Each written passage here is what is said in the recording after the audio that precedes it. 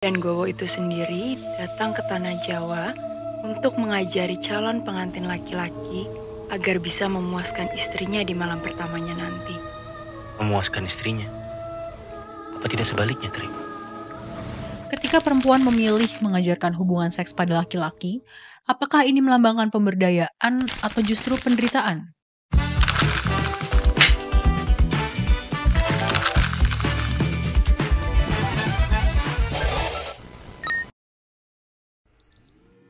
Di film ke-29-nya, Hanung Bramantyo kembali mengangkat isu perempuan dalam Gowo.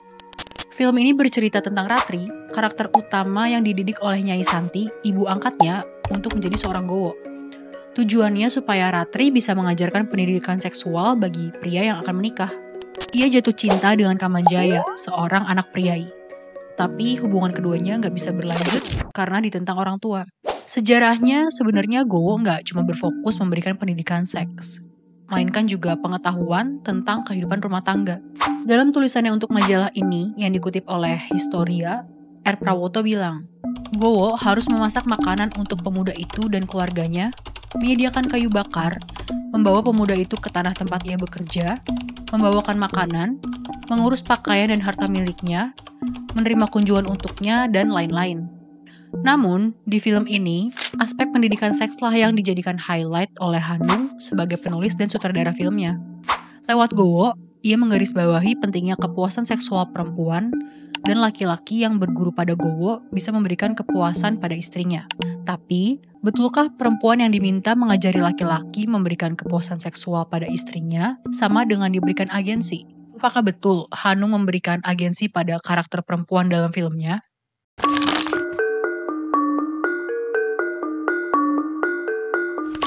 Coba kita lihat cuplikan wawancara berikut. Saya kagum aja ada seorang perempuan yang merelakan tubuhnya untuk ngajarin, untuk membuat laki-laki memahami tentang seluk-beluk tubuh perempuan. Di video itu, Hanung ngomongin karakter yang ingin ditonjolkan dari Nyai Santi. Tapi kesannya, perempuan yang menggowo adalah perempuan yang bebas, berdaya, punya pilihan untuk memberikan tubuhnya, dan bisa memiliki segalanya, termasuk kekayaan, berkat menggowo laki-laki keturunan bangsawan atau priai.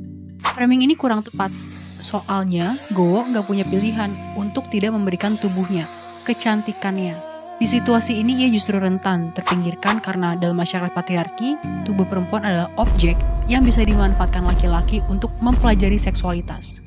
Kondisi itulah yang membuat Gowo menjadikan dirinya sebagai komoditas.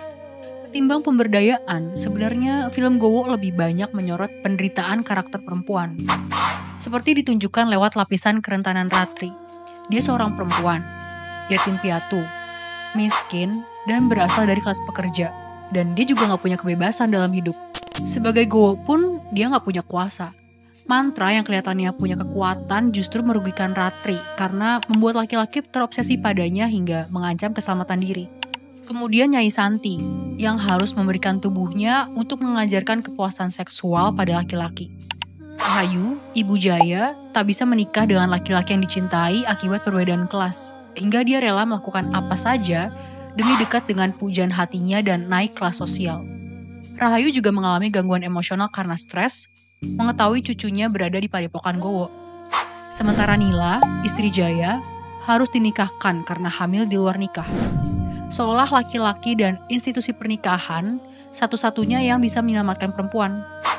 Ningrum, istri Lono, yang menderita karena suaminya selingkuh dan akhirnya bunuh diri. Dan Jenar, ibu kandung Ratri, dibunuh oleh Ningrum karena jadi selingkuhan Lono. Di sini perempuan digambarkan jadi penyebab penderitaan satu sama lain. Kemalangan para karakter perempuan ini menggambarkan trope women in refrigerator. Gail Simon, perempuan penulis komik yang mencetuskan trope ini pada 1999, mendefinisikannya sebagai karakter perempuan yang kekuasaannya dicabut, kekuatannya dihilangkan, mengalami kekerasan seksual, emosional, atau psikis. Penderitaan yang dialami perempuan melambangkan realita, di mana perempuan terjebak dalam sistem yang membuat mereka sulit mendapatkan keadilan. Dan dari lensa patriarki, ada kesenangan tersendiri melihat perempuan menderita. Celah ini menjadi cara bagi laki-laki protagonis untuk berperan sebagai pelindung. Sama seperti Jaya yang ingin menyelamatkan Ratri dengan menyarankan agar ia bergabung dengan Rupindo, organisasi perempuan di era Orde Lama dan Orde Baru. Meski akhirnya Ratri tergerak ikut Rupindo, Jaya melihat pemberdayaan perempuan dari kacamatanya sebagai laki-laki heteroseksual yang berasal dari kelas priai dan punya akses terhadap pendidikan. Jaya juga mengenalkan Ratri pada seorang teman perempuan dari kalangan priai supaya Ratri termotivasi untuk ikut Rupindo. Sedangkan situasinya, Ratri punya lapisan kerentanan berbeda dengan temannya itu. Dan dibandingkan karakter perempuan, penderitaan laki-laki hanya dialami oleh Jaya.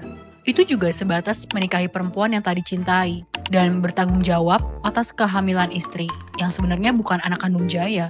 Sekalipun pada akhirnya dibunuh, kematian Jaya tetap mengembalikannya pada status quo. Jaya tetap jadi orang yang punya agensi, atau lebih berkuasa dibandingkan karakter perempuan. Dan yang menjadi dalang di balik penderitaan Jaya adalah ibunya. Lagi-lagi perempuan yang bersalah.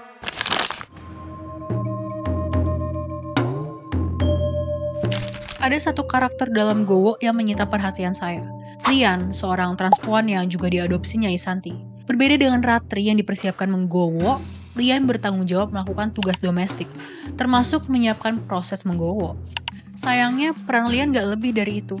Selain menyelesaikan pekerjaan rumah tangga, dia cuma nemenin Ratri, alias sidekick character, tanpa agenda apapun.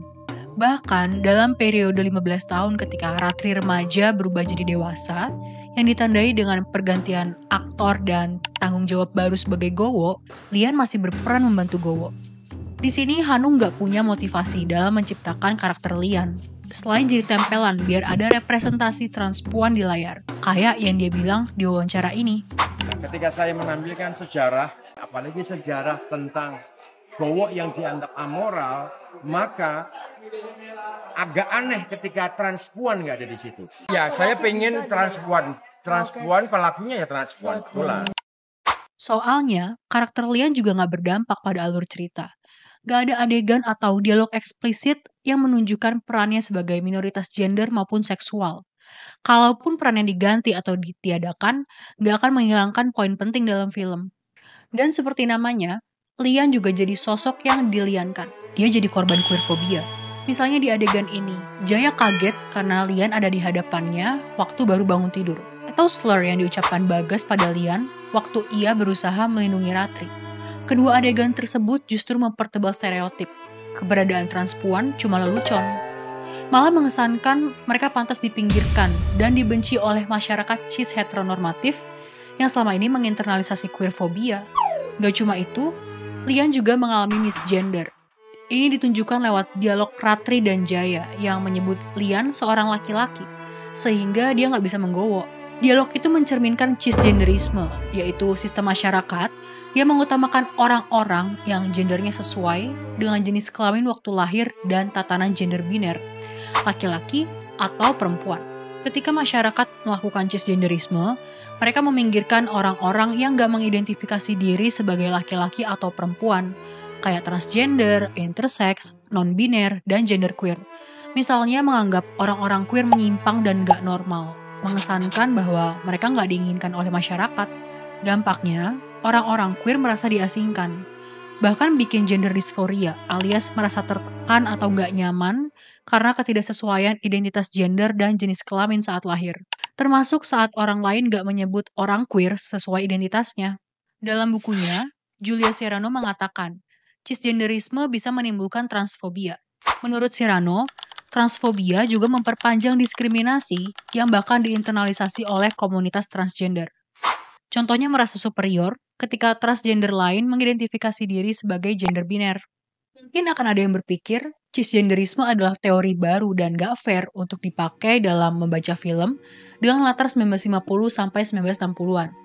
Tapi, Gowo dirilis pada 2025, jadi akan lebih empowering kalau karakter Lian dikasih agensi, ketimbang jadi bahan olokan. Menampilkan karakter queer di layar aja gak cukup. Filmmaker bertanggung jawab memotret karakternya dengan tepat, biar gak cuma melanggengkan stereotip. Apalagi kalau penggambarannya malah memarginalkan orang-orang queer. Padahal, kehidupan mereka juga kompleks dan punya nuansa. Orang-orang queer berhak direpresentasikan sebagai individu yang berdaya, punya ceritanya sendiri. Misalnya, isu diskriminasi identitas transpuan dalam Betty Bencong Slebor. Loh, ini KTP siapa? Saya punya, Pak. Jangan bohong. Ini kan kepunyaan saudara Maun. Betul, Pak. Masa Bapak nggak ngerti? Atau Adam dalam Madam X, superhero transpuan yang melawan sistem opresif secara kolektif. Representasi yang memberdayakan ini penting supaya teman-teman queer merasa terlihat dan diakui, dan masyarakat bisa mengenal sekaligus menerima keberagaman identitas, bukan melihat mereka sebagai ancaman terhadap status quo. Itulah kenapa penting bagi filmmaker, terutama laki-laki heteroseksual, punya sensitivitas terhadap isu kelompok rentan, biar pemotretan karakternya nggak cuma jadi tempelan, terkesan inklusif, padahal masih diskriminatif. Apalagi mereka berasal dari kelompok mayoritas yang selalu diuntungkan oleh sistem cis heteronormatif. Kalau menurut kamu gimana? Gambaran perempuan dan transpuan dalam Gowo udah inklusif dan memberdayakan belum? Jangan lupa like dan subscribe YouTube Magdalene. Kamu juga boleh share film atau topik apapun tentang film yang menurut kamu menarik dibahas dalam bungkus. Sampai jumpa di video berikutnya.